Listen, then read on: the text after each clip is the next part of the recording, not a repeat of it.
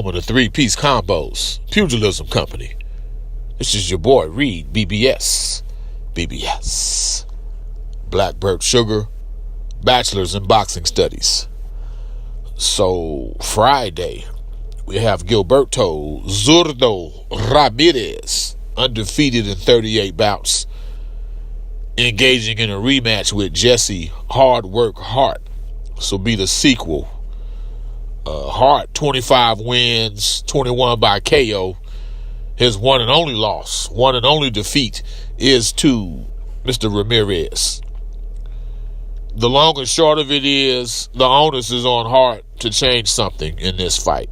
By the way, it's taking place at American Bank Center in Corpus Christi.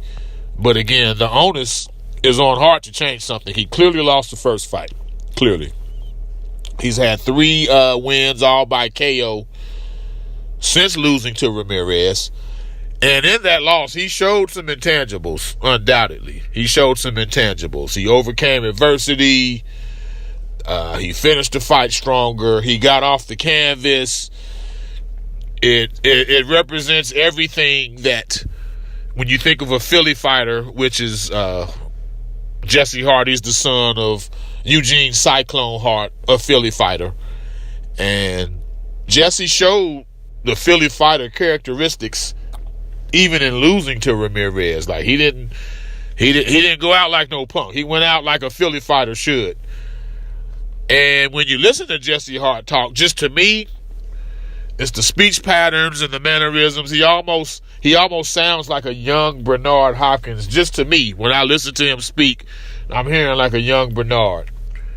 But yeah, the Philly fighters, man, that there's a deep lineage.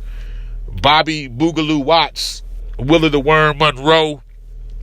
I believe Jamal Charlo will be fighting Willie the Worm's son. He'll be fighting him next weekend. We got Benny Briscoe. Joe Frazier wasn't actually from Philly, but he's a quintessential Philly fighter. He earned it the hard way. Danny Garcia, Gabe Rosado, man. Julian J. Rock Williams, like these dudes, they carry that Philly fighter tag on their sleeves. And lest we forget, he wasn't a real fighter, but Sylvester Stallone, who created the Rocky figure, the Rocky character. That's all Philly. That's all Philly. That's what Philly does, what Philly do.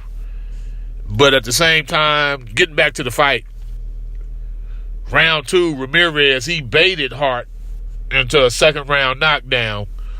Hart he missed a right uppercut, and then Ramirez threw a counter right, and then Hart dipped to his own right, and he dipped right into a left uppercut, which Ramirez set up for him. From there, they traded low blows. In the 4th round, that was like a real bad round for Hart. It was a 10-8 round with no knockdown. And actually, Hart, at that point, I'm like, come on, bro. He was showing like some friendly body language afterwards, like glove touching and shit, smiling at the dude after he just kicked your ass that round. But he turned the worm, as they say. He turned the worm eventually. But it wasn't until like the 8th round where Hart took over. That was my problem. That was why he clearly did not win the fight. It wasn't until like the 8th round where he got into that groove.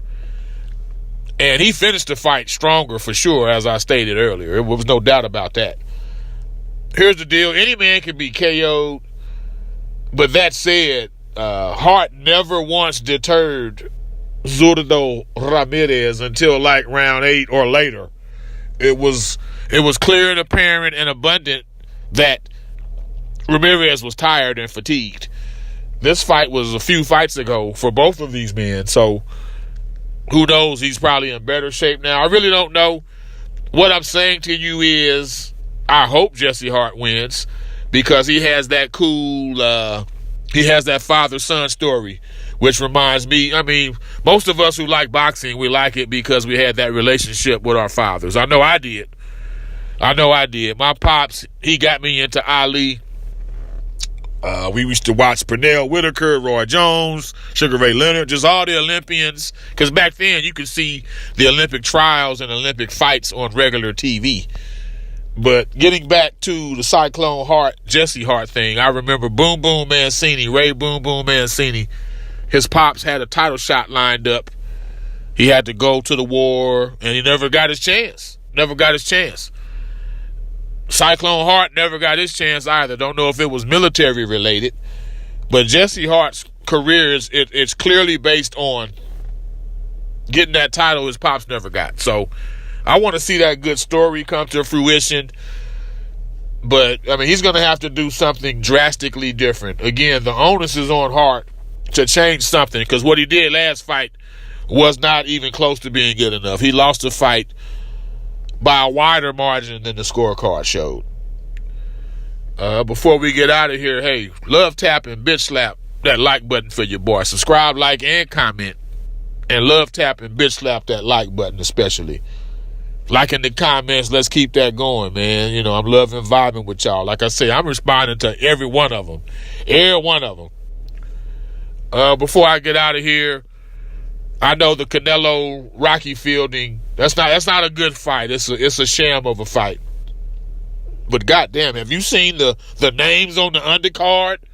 Tevin Farmer, Saddam Ali, Virgil Ortiz Jr., Ryan Garcia, Katie Taylor, and David Lemieux versus Turiano Johnson. Like, that's... Now, none of the David Lemieux fight will be really the only competitive one of the whole night. But everybody else, you just want to see these people in showcase fights. At least I do.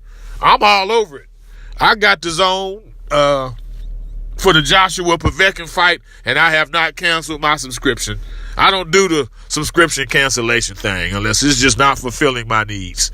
But that's just me. Anyway, again, love tap and bitch slap that like button. Subscribe, like, comment for your boy. Want to vibe with you as we project and propel ourselves to our 1000th, and then we start doing the live streams from the home of the 3-piece combos, Pugilism Company. This is your boy Reed, BBS,